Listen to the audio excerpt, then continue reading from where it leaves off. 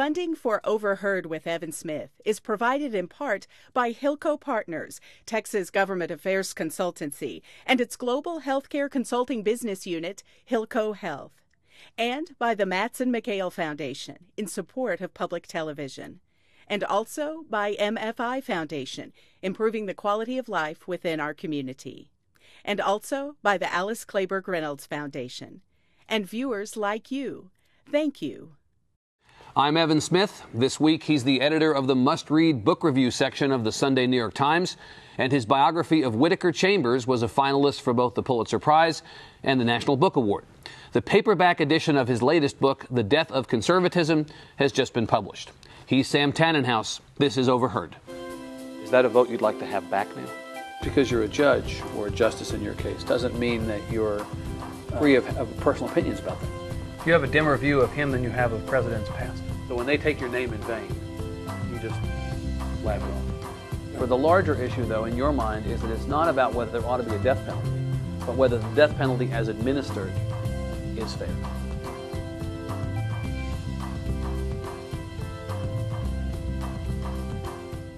Sam Tanenhaus, welcome. Glad to be here, Evan. Thank you for being here. If your book were being written today in 2010, would you still call it The Death of Conservatism? Well, you know, Evan, I might revise the title a little bit, but I don't think I'd revise the argument. I mean, what the book was really about was how, for many years now, the conservative movement, which has been hugely influential and important, and in many ways positive force in American politics, is really divided between two factions. One is a group that sort of understands and tries to advance what I call a classical idea of conservatism, which is to hold the society together through our political institutions and our social institutions. This is the conservatism that doesn't see government as the enemy or governance itself as an evil thrust upon American citizens. And who would be the last conservative in a prominent position who subscribes to that Well, theory? probably the last great political figure was Ronald Reagan. Reagan's an interesting figure because in his early career, he sounded very much like a Tea Partier today. The early Reagan, who made his way in California politics in the 1960s, opposed Medicare, opposed Social Security, opposed federal pensions for U.S. war veterans.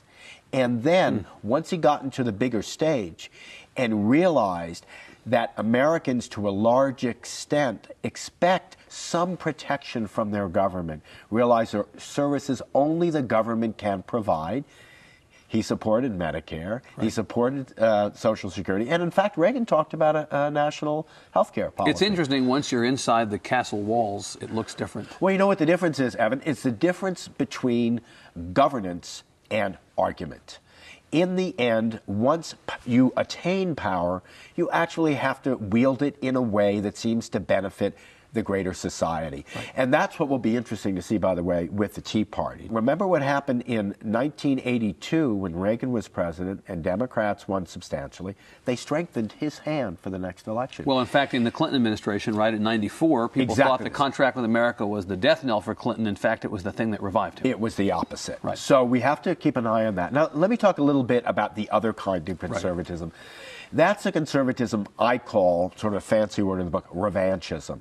But actually, it's a European word, a French word, but it has a very contemporary context. What it really means is the people who want to take the country back. And this is what we hear all the time.